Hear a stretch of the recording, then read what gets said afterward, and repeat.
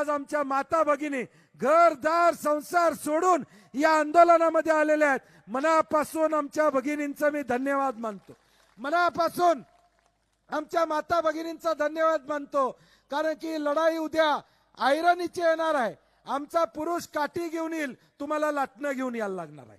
आमचा पुरुष काठी घेऊन येईल, तुम्हाला लाटणं घेऊन यायला लागणार आहे. कारण की हे सरकार ऐकल असं वाटत नाही.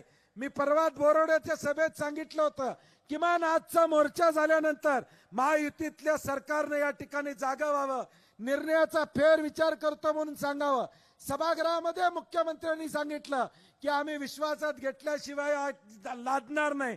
मग आता लादायचं काम तुम्ही या ठिकाणी का करताय? आम्ही विकासाच्या विरोधात या ठिकाणी नाही आहे. माझं जाहीर आव्हान या सरकारला आहे. ज्यावेळी 20,000 कोटी रुपये अजित पवार उपमुख्यमंत्री होते, दुर्दैवानं ते आमच्यामध्ये या ठिकाणी नाही आहेत.